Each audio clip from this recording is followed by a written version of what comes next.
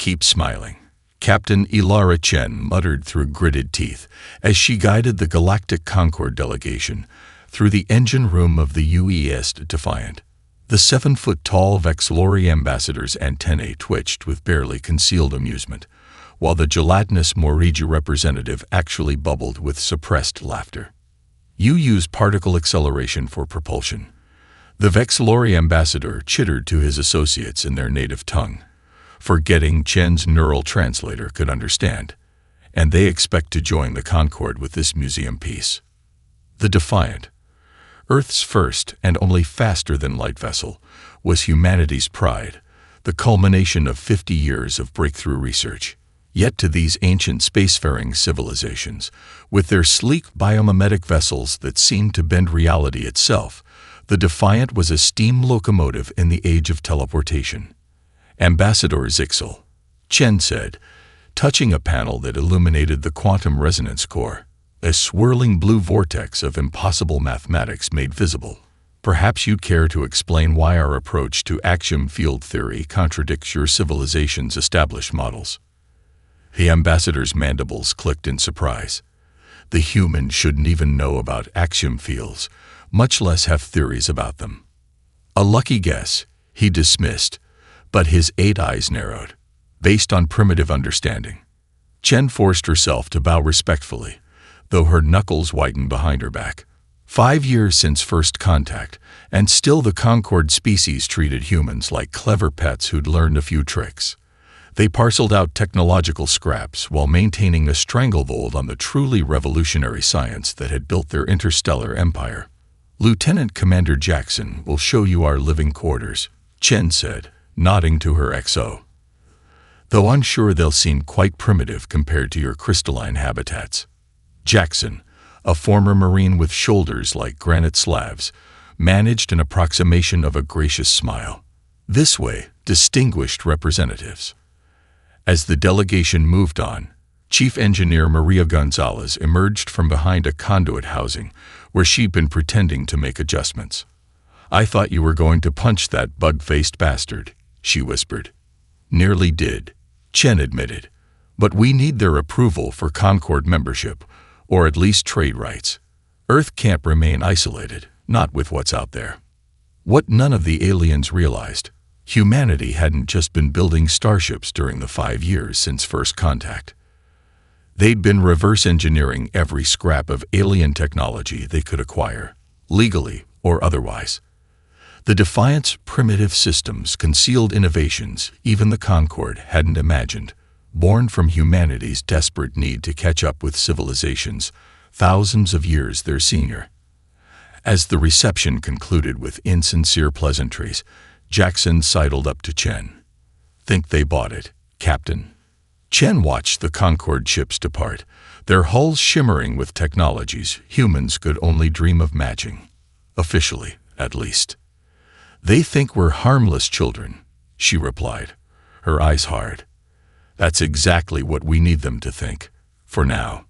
In her quarters later that night, Chen accessed a hidden compartment containing her true mission parameters, encrypted with her DNA signature.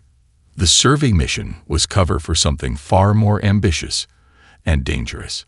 Humanity had intercepted disturbing transmissions suggesting the benevolent Concorde wasn't what it appeared to be. The Defiant's official maiden voyage would take them along the edge of Concorde space, ostensibly to demonstrate the ship's capabilities while respecting territorial boundaries. But the real mission was to investigate anomalous energy signatures detected from several former colony worlds that had supposedly been abandoned due to environmental degradation. "Computer, plot course for the Arcturus Gateway," Chen ordered, "and activate the Shaedo protocols." The ship's AI acknowledged silently, its quantum processors, another technology the Concorde believed humans incapable of developing, implementing layers of stealth algorithms designed to mask the Defiant's true capabilities. As Chen stared at the star chart, a cold certainty settled in her chest. The Concorde was hiding something terrible beyond those stars, and the Defiant, the primitive, mocked vessel, was about to uncover it. "Let them laugh," she whispered to herself. We'll see who's laughing when this is over. Captain, you need to see this. Chen jolted awake at 300 hours ship time, summoned to the bridge by Science Officer Amira Kauri's urgent call. The Defiant had been silently traversing the void between the Arcturus Gateway and the supposedly abandoned Novus 7 colony for 3 days. Now the ship's enhanced sensors had detected an anomalous energy surge from a nearby uncharted system, a surge that matched classified patterns they weren't supposed to know existed. Signature matches the theoretical profile of a Level 9 technological consumption event, Kauri explained, her fingers dancing across her console. Someone's being harvested. Harvested. Chen's blood ran cold. The word appeared in only the most heavily encrypted Concord communications Earth had managed to intercept. Show me. The main view screen shifted to long-range sensor data, enhanced and clarified by the Defiant's advanced systems. In the neighboring star system, something terrible was happening. Divert course. Full stealth approach. Alert senior staff but maintain silent running. 3 days later, hiding behind the third moon of a gas giant, the crew of the Defiant watched in horror through long-range sensors as biomechanical ships swarmed a research vessel. The vessels moved with disturbing organic fluidity. Tentacles of living metal peeling open the other ship like predators gutting prey. That's a Vexillori science vessel, Communications Officer Park whispered, her face pale in the blue glow of her console. The crystalline thought. I recognize the configuration from their cultural exchange database. Can we hail them? Chen asked, though she already knew the answer. Not without giving away our position, Jackson replied. And there's something else, Captain. Those attacking ships don't match any known Concord species profiles. They're not in any database Earth has access to. Chen's orders were clear. Observe only. Do not engage unknown species. Do not reveal Earth's technological capabilities. But as the Vexillori ship fragmented, escape pods jettisoned in desperate spirals away from the carnage. Those pods won't reach the habitable moon, Lieutenant Commander Jackson reported grimly. Their trajectories are off. Life support will fail before they reach atmosphere. The bridge fell silent, save the arrogant aliens who had mocked them, violating mission parameters, or preserve humanity's cover and let them die. Quantum signature is spiking, Engineering Officer Gonzalez reported suddenly from her station, face bathed in the red glow of warning indicators. Those attacking ships are feeding on the technology. They're consuming the quantum fields themselves. A tactical officer added, Captain, they're accessing the Vexillori ship's navigation database. If those aliens have stellar maps, Earth's location would be compromised. Chen didn't hesitate. Battle stations. Full stealth approach. Prepare rescue protocols. She leaned forward in her command chair. And warm up our special modifications. The Defiant slipped from behind the moon, running dark except for essential systems. Its experimental stealth systems, derived from reverse-engineered Concord technology mixed with human innovations, rendered it nearly invisible to conventional sensors. It approached the scene of destruction like a ghost. They haven't detected us. Tactical Officer Martinez reported, tension evident in her voice. 10 seconds to intercept with the nearest escape pod. Extend shield bubble on my mark, Chen ordered. Prepare for immediate retrieval. When the Defiant suddenly appeared among the escape pods, shields extended to encompass them. The biomechanical ships reacted with startling intelligence. They didn't attack immediately. They analyzed. Probed. 3 of them circled like sharks, tentacles of sensory apparatus extending toward the human vessel. They're scanning our quantum resonance drive, Gonzalez reported, sweat beading on her forehead. It's like they're tasting us. The largest harvester ship suddenly shuddered, its surface rippling with waves of alien communication. Something about the Defiant had excited it, interested it. The ship began moving directly toward them with predatory intent. I think they're hungry for something new, Chen said quietly. Gonzalez, give them a sample. Martinez, get us out of here the moment those pods are secure. What happened next would change the course of galactic history. The Defiant unleashed a controlled quantum burst that temporarily overloaded the Harvester's sensory systems, like blinding a predator with a flash of light, then vanished into FTL with the rescued pods, leaving behind a trail of quantum distortions that the Harvesters began to follow with single-minded purpose. They had survived their first encounter with the Harvesters, but in doing so, had inadvertently revealed something the predatory species found irresistible. Something worth hunting across the stars. Get your hands off me, primitive. The Vexillori scientist thrashed in the medical bay, his crystalline exoskeleton scraping against the examination table, while Dr. Paddle tried to treat a compound fracture in one of his 4 arms. 6 others had been recovered from the escape pods, all in various states of injury, and all equally ungrateful. If you don't stop moving, Dr. Paddle said with remarkable patience, this bone knitter will fuse your arm in the wrong position, and you'll spend the rest of your life looking like you're perpetually waving goodbye. The Vexillori stilled, compound eyes flashing with indignation. You've doomed your entire species, hissed Chief Researcher Tazril, the highest-ranking survivor, from a nearby biobed.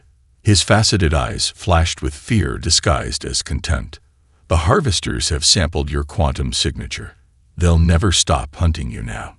Chen, who had been quietly observing from the doorway, stepped forward.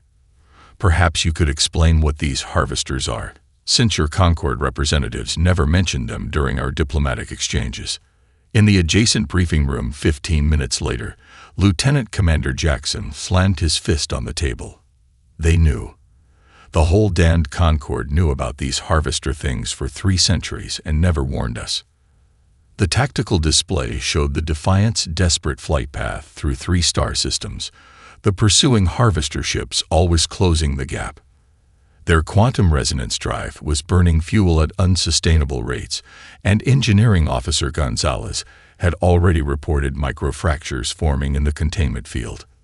Let me understand this correctly, Chen said quietly to Tazril, who had finally agreed to share information in exchange for priority medical treatment. Your advanced civilization's response to the Harvesters was to sacrifice outer colonies and retreat toward your core worlds. The Vexillori's mandibles clicked defensively. It is the only viable strategy. The Harvesters cannot be defeated, only delayed. They consume all advanced technology, incorporating it into their collective. Fighting only makes them stronger. We're supposed to just give up. Dr. Singh asked incredulously. Abandon billions of lives. It is the way of cosmic equilibrium. Another Vexillori scientist named Vexlin interjected, almost religiously. Some species rise, others fall.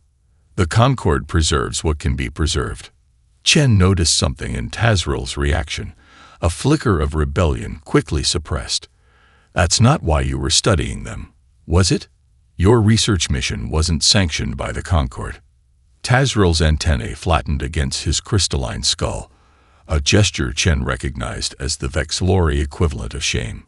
The crystalline thought was officially decommissioned 3 solar cycles ago, he admitted.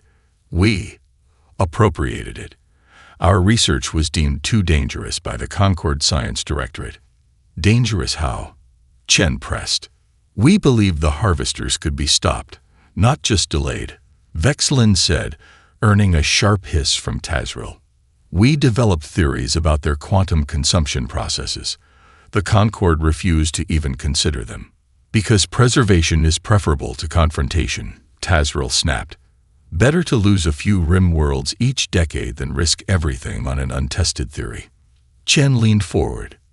Except now Earth is on the menu, and we don't have the luxury of running away. Before Tazril could respond, alarms blared throughout the ship. On the main view screen, a massive structure appeared at the edge of the system, a nightmarish amalgamation of technology from dozens of civilizations fused together into a titanic hive. Harvester scout ships swarmed around it like antibodies around a cell. Mother of God, someone whispered.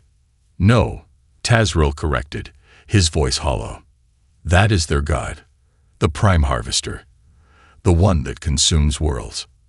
The structure was larger than any artificial construction Chen had ever seen, nearly the size of Earth's moon. Its surface writhed with constant motion, technorganic components rearranging themselves continuously. As the crew stared in horror, Science Officer Cowrie made a discovery that changed everything. "Captain, I'm detecting quantum resonance patterns in its core structure, patterns that match our drive signature, but impossibly ancient." Tazril froze, antennae quivering.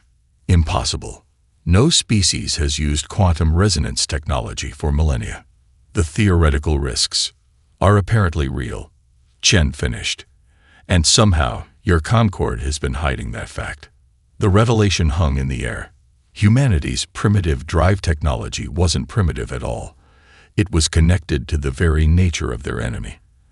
And the mighty Concord had been systematically suppressing this knowledge, even as they retreated before the Harvester advance. "We have 6 hours before they reach effective weapons range," Tactical Officer Martinez reported. Tazril's multifaceted eyes focused on Chen with new intensity. "Captain, there's something you should know about your quantum drive. Something my research team discovered. Something the Concord has been hiding from everyone, including its own members." "I'm listening," Chen said, her expression grim.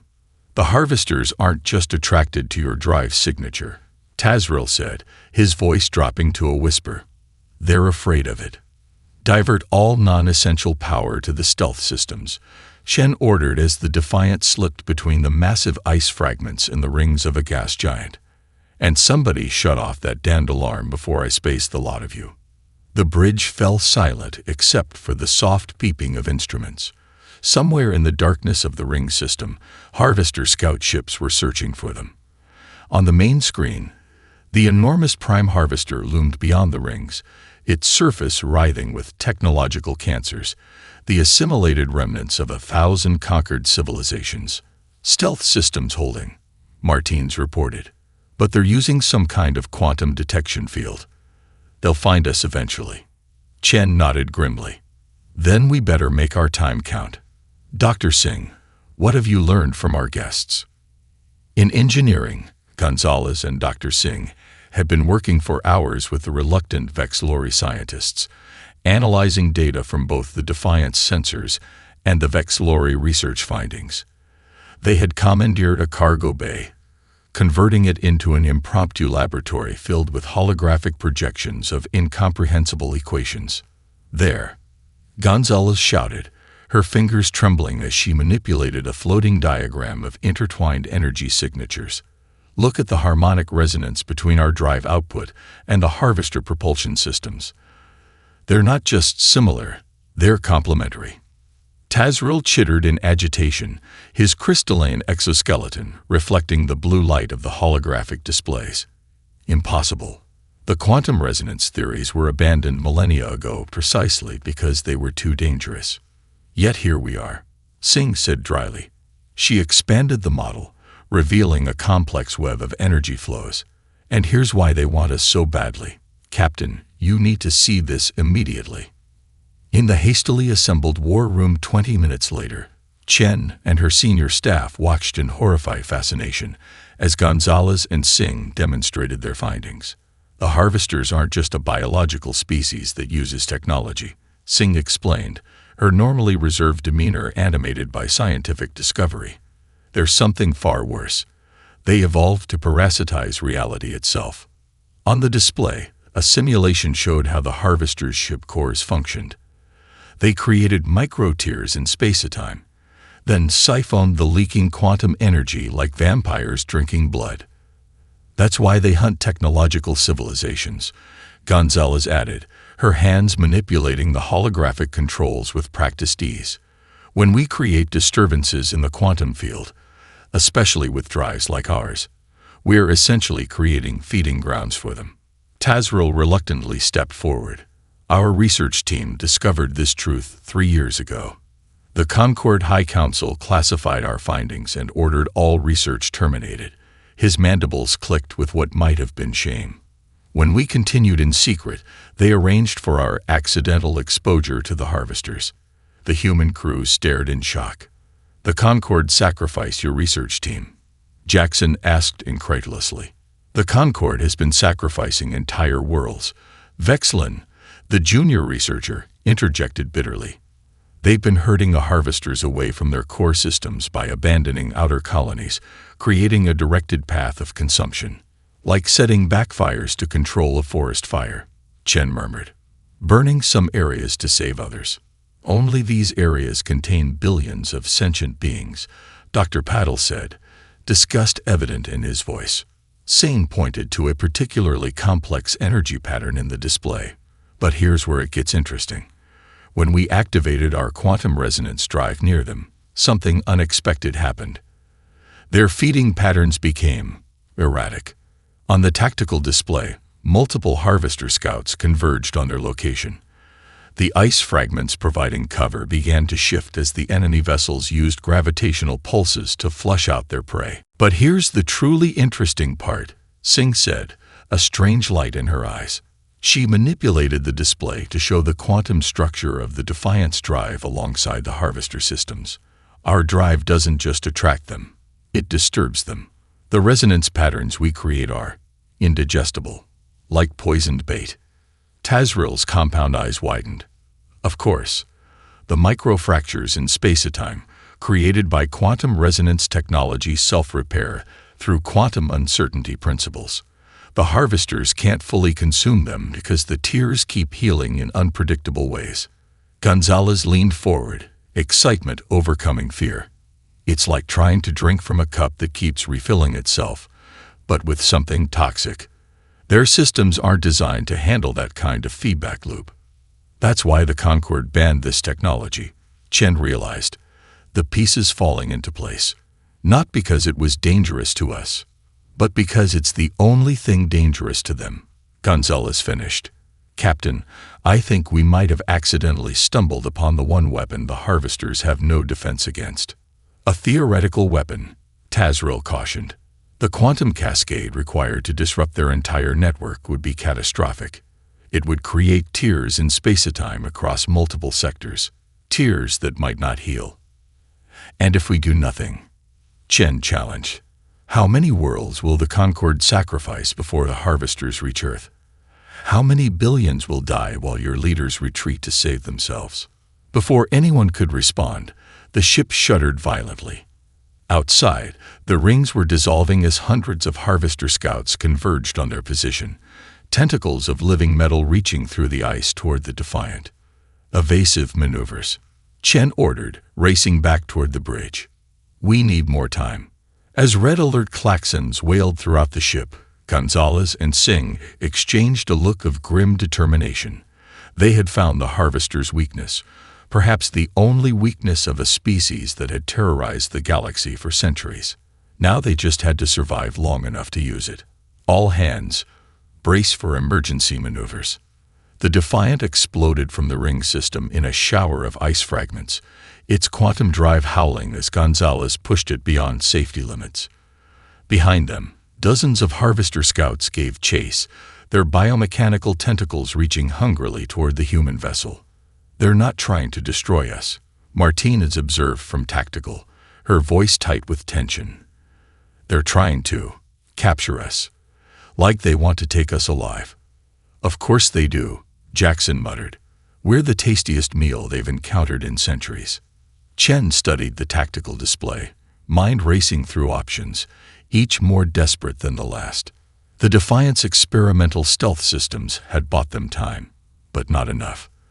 Their quantum drive was burning fuel at an unsustainable rate, and the microfractures in the containment field were growing. Status of the harvester fleet, she demanded. 17 scout vessels in direct pursuit, Martins reported. The prime harvester remains in a holding pattern at the system's edge. It's waiting. In engineering, the deck plates vibrated as the quantum resonance core pulsed with unstable energy. Warning lights flashed across every console. The Vexlori scientists huddled in a corner, their crystalline exoskeletons vibrating in fear frequency. If we can modify the quantum resonance field to create a cascading fracture, Gonzalez shouted over the alarms, her hands dancing across the engineering controls, We could essentially create quantum indigestion. They'd consume the energy, and it would cascade through their systems. Like a computer virus, Singh finished, her eyes widening. But the fracture would have to be perfectly calibrated to be irresistible to them, yet exponentially self-amplifying once consumed.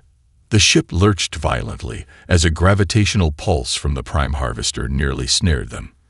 On the bridge, Chen made a decision that would alter galactic history. Lieutenant Park, establish a secure channel to Earth. Authorization, Chen Omega-7. The bridge crew exchanged nervous glances. Omega-7 was the code for information too sensitive for normal channels. Earth needs to know what we've discovered, Chen explained, and what we're about to attempt. In the war room 30 minutes later, with the Defiant temporarily hidden in the radiation belt of a neutron star, Chen presented the impossible plan to her senior staff and the Vexlori scientists. We're going to feed the harvesters a poison meal they can't resist, she explained, as Gonzalez and Singh displayed the technical schematics. A modified quantum resonance pulse that will create a cascade effect through their entire entangled network. The holographic display showed the theoretical model, a carefully calibrated quantum resonance pulse that would create microfractures in space-time that would exponentially multiply once the harvesters attempted to consume them. This is insanity, Tazril chittered, his mandibles clicking rapidly in distress. You'll create quantum instabilities that could spread beyond the harvester network. Entire sectors could collapse into subspace. Our models show a 78% probability that the quantum tiers will self-heal once the harvester network is destroyed, Singh countered. The uncertainty principle works in our favor. The more they try to consume, the faster reality will attempt to correct itself. Lieutenant Commander Jackson studied the tactical implications. We'd need to get dangerously close to the Prime Harvester.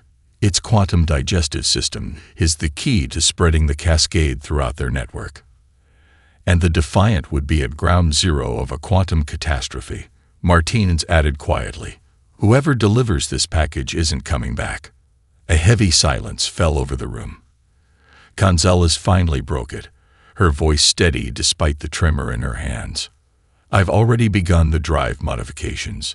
The quantum core can be programmed to initiate the cascade on a timer. We'll need a diversion, Jackson suggested. Something to keep the scout ships occupied while we approach the Prime.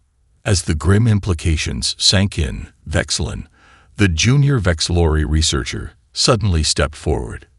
Your ship's drive core isn't powerful enough, he said. The cascade would be contained before it could spread through their entire network. You need a more powerful trigger. He unfolded a crystalline data storage device from a compartment in his exoskeleton. This contains the specifications for a prototype quantum amplifier our research team developed before we were sacrificed. We called it the Nova Seed. Tazril hissed in alarm. That research was deemed too dangerous, even for our secret work. The Nova Seed could tear a hole in reality itself. Exactly, Vexlin replied, his compound eyes reflecting the holographic displays. It's exactly what these humans need. Chen studied the alien device, then looked around the room at her crew, humans who had volunteered for a mission of exploration, now contemplating what amounted to a suicide run against an enemy they hadn't known existed days ago. Engineering, how long to integrate this Nova Seed with our systems? She asked. 6 hours, minimum, Gonzalez replied. Maybe 8. It's completely alien technology. We have 2 hours before the harvesters triangulate our position, Martinez warned. Chen nodded. Then we work fast. Dr. Singh, you and Gonzalez begin the integration. Jackson, prepare evacuation protocols for non-essential personnel. The Vexlori escape pods can be retrofitted to accommodate human life support. As they worked frantically to integrate the Vexlori technology with the Defiant systems, Chen received a priority transmission from Earth Command. The message was brief and chilling. 3 Harvester scout ships had been detected at the edge of the Sol system. They were out of time. All hands, Chen announced shipwide, her voice steady despite the dread coiling in her stomach. "Prepare for Operation Firebreak. This is not a drill." Around the Defiant, the stars seemed to dim as the massive form of the Prime Harvester emerged from faster-than-light travel, its impossibly vast form blotting out the local sun. It had grown tired of waiting. The hunt was over. The feast was about to begin. "Quantum resonance at 200% of safety parameters," Singh reported, her voice steady despite the sweat beading on her forehead. "Nova seed integration stable. We're ready." On the main view screen, the monstrous form of the Prime Harvester filled the darkness, surrounded by its swarm of lesser vessels. As the Defiant began its approach, the enemy ships didn't attack. They formed an honor guard, escorting the human vessel toward their master. "They think they're welcoming us to dinner," Gonzalez observed with grim humor. "They have no idea they're about to choke." The Prime Harvester was a technological nightmare, a patchwork leviathan of stolen innovations from 1,000 dead civilizations. Its surface writhed with constant motion as subsystems rearranged themselves, tentacles of living metal extending outward to guide the Defiant into its maw. "Nova seed energy signature increasing," Singh reported. "They're definitely interested." "Let's make ourselves even more appetizing," Gonzalez replied, making adjustments to the quantum field. The drive core pulsed with blue-white energy, sending waves of enticing resonance patterns toward the Harvester. From the evacuation shuttle, now hiding in the shadow of a distant moon, Chen and the survivors watched on tactical displays as the Defiant approached the Prime Harvester. The biomechanical leviathan opened like a grotesque flower, ready to consume its prize. "Look at that," Jackson whispered. "They're not even trying to take it apart first. They're so eager they're going to swallow it whole." The Vexlori scientists watched in stunned silence as the tiny human vessel disappeared into the maw of the ancient predator their civilization had fled from for centuries. "What kind of species," Tazril wondered aloud, "sends its own children to die so that strangers might live?" Inside the Prime Harvester, the Defiant was drawn deeper into what could only be described as a digestive system for technology. All around them, the assimilated remains of thousands of starships hung in various states of consumption, their components being systematically broken down and integrated into the Harvester's body. "Fascinating," Singh murmured, recording everything. "They're not just consuming the technology, they're analyzing it first, learning from it before they incorporate it." As the ship was pulled toward a central chamber pulsing with eldritch energies, Gonzalez finalized the Nova seed programming. "Countdown initiated. We have 15 minutes before critical mass." Singh's hands danced across her console. "I'm detecting quantum communication signals." They're excited. This resonance pattern is different from anything they've encountered before. "Sending our final transmission to the shuttle," Gonzalez said, voice calm despite everything. "Let's hope they're far enough away when this thing blows." As the Defiant was enveloped by pulsating tendrils of living circuitry, the two women stood together on the empty bridge. Through the viewports, they could see the technological graveyard of countless civilizations, all that remained of species that had once reached for the stars, now reduced to spare parts for the cosmic parasite. "Do you think it will work?" Singh asked quietly. Gonzalez reached over and took her hand. "It has to. Otherwise Earth is next." The Nova seed began to pulse with increasing frequency, its crystalline structure resonating with the quantum core. Around them, the Harvester's systems began probing the unfamiliar technology with increasing urgency as they detected the building cascade. "Too late," Gonzalez whispered. "You've already swallowed the poison." In her final moments, she sent a simple message to the waiting shuttle. "Worth it." On the shuttle's communications console, the message appeared alongside the final telemetry from the Defiant. Chen read it silently, then turned to face the crew and survivors who waited for news. "Prepare for quantum distortion," she ordered, "and pray that Singh's calculations were correct." The Prime Harvester engulfed the Defiant like a whale swallowing a minnow. Inside the biomechanical leviathan, Singh monitored the Nova Seed's integration with the quantum core, while Gonzalez made continuous adjustments to ensure maximum effect. 9 minutes to critical cascade, Singh announced, her voice steady despite their situation. The interior of the Harvester was a nightmarish cathedral of technological necromancy. Stolen innovations from thousands of civilizations hung suspended in massive chambers, connected by pulsating conduits that reminded Gonzalez of arteries. The Harvester wasn't just a ship, it was a living museum of extinction. They're scanning our drive core, Singh reported. Quantum tendrils are attempting to interface with the Nova Seed. Let them look, Gonzalez replied, fingers dancing across her console. The more curious they get, the deeper they'll connect. Through the shuttle sensors, Chen and the others watched as energy fluctuations rippled across the Prime Harvester's surface. The massive entity had stopped moving, all its attention focused on the curious meal it had just consumed. The quantum cascade has begun, Jackson reported, monitoring the telemetry from the Defiant. Energy spike in 3, 2, 1. The explosion wasn't visible in conventional space. Instead, the Prime Harvester seemed to shimmer, its outline becoming temporarily indistinct as ripples of distortion spread across its surface. Then, one by one, the smaller Harvester vessels began to convulse as the quantum cascade transmitted through their network. It's working, Singh whispered. On the Defiant's monitors, she could see the cascade spreading through the Harvester's systems like wildfire. The fracture is expanding faster than they can process it. The Harvester's greatest strength, their entangled quantum network, became their undoing. The cascade transmitted like a virus, leaping from ship to ship through their shared communication channels. One by one, Harvester ships began to rupture, releasing blinding bursts of energy as their quantum digestive systems imploded. In the final moments aboard the Defiant, Gonzalez and Singh watched their instruments register the impossible. Space-time itself was beginning to heal around the destruction, quantum uncertainty principles asserting themselves in the wake of the Harvester's demise. The fractures are closing themselves, Singh realized. Just like my models predicted. Reality doesn't like being damaged. It wants to repair itself.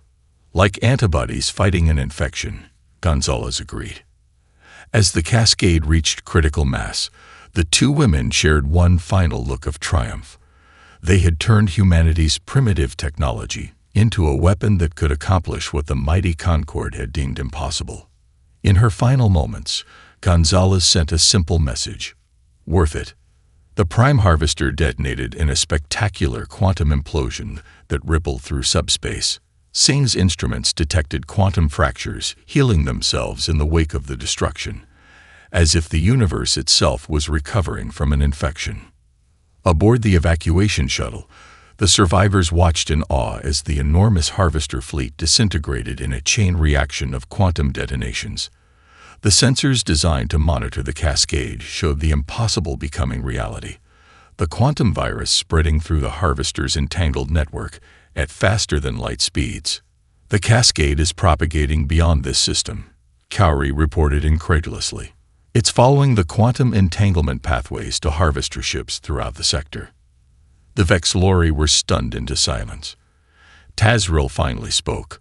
Your engineer has accomplished what our civilizations deemed impossible. She destroyed them by exploiting the very laws of physics they violated. But Chen wasn't celebrating. The telemetry from the final moments of the Defiant showed something unexpected. A quantum echo resonating through subspace, following the paths of the Harvester network. How many more are there? She asked quietly. Tazril had no answer.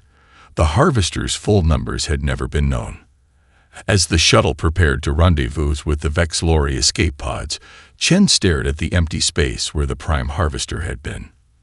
The monstrous entity that had terrorized advanced civilizations for centuries had been destroyed by the primitive vessel it had mocked. Set course for Earth, she ordered. Maximum speed. They need to know what happened here, and what might still be coming. The universe would never be the same, and neither would humanity's place in it. When the Defiant shuttle and the Vexlori escape pods finally returned to Earth 2 months later, They found the Sol system ringed with Concord vessels. A full delegation awaited them, not with offers of membership, but with accusations. You have violated the fundamental principles of cosmic stewardship, the Concord High Commissioner declared as Chen stood before the emergency summit in Geneva. The alien diplomat's translucent body pulsed with colors conveying displeasure and alarm. Your quantum cascade weapon has destabilized portions of 7 sectors. The chamber was filled with representatives from 17 advanced civilizations, all regarding the humans with expressions ranging from fear to outright hostility. Behind Chen stood her surviving crew and the Vexillori scientists who had chosen to accompany them to Earth. 43 worlds have reported quantum aftershocks, another ambassador added. The damage to subspace transit lanes is incalculable. Chen met their accusations with steady resolve. And how many worlds would the harvesters have consumed while your Concord continued its policy of strategic retreat? How many billions would you have sacrificed? Murmurs rippled through the alien delegation. The Concord's leadership shifted uncomfortably. The containment strategy has preserved civilization for 3 centuries, the High Commissioner insisted. Your reckless action has risked the fabric of spacetime itself. But the Vexillori scientists stepped forward in humanity's defense. Tazril presented the data they had gathered. The humans didn't create a weapon. They created a cure.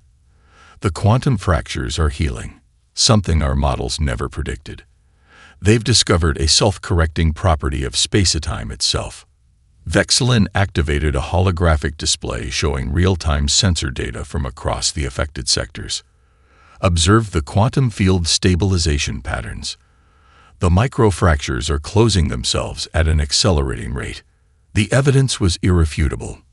The harvesters had been parasitizing reality for centuries, and humanity's reckless approach had stumbled upon the solution. The quantum resonance technology that the Concord had dismissed as primitive had proven to be the key. We've received reports that harvester activity has ceased in all known regions, another ambassador reported reluctantly. It appears the entanglement network connected their entire species, not just their technology, but the harvesters themselves, Tazril explained. They had evolved into a quantum-entangled collective consciousness. The cascade didn't just destroy their ships. It unraveled their very existence. The implications slowly dawned on the assembled delegates. The threat that had terrorized advanced civilizations for centuries had been eliminated by the species they had dismissed as primitive upstarts. Chen stood before the Concord delegation, no longer intimidated by their advanced technology or ancient wisdom. We don't want your membership if it means abandoning worlds to save yourselves. Humanity will forge its own path among the stars. The Concord has existed for 12,000 years. The High Commissioner protested. Our protocols for advancement are not negotiable. Then perhaps the Concord needs to evolve, Chen suggested, before it faces the next threat, because there will be one. As the diplomatic summit continued on Earth, shipyards around the solar system began construction on a new fleet of vessels.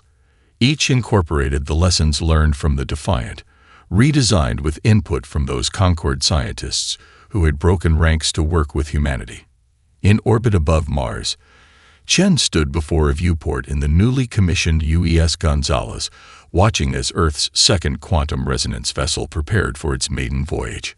The Concord still doesn't know what to make of us, Jackson commented, now wearing captain's insignia on his uniform. Good, Chen replied. Let them wonder. The new ships would not be faster or sleeker than Concord vessels. They would not be more elegant or sophisticated, but they would carry the most dangerous weapon in the galaxy, human ingenuity unleashed by necessity and unbounded by convention.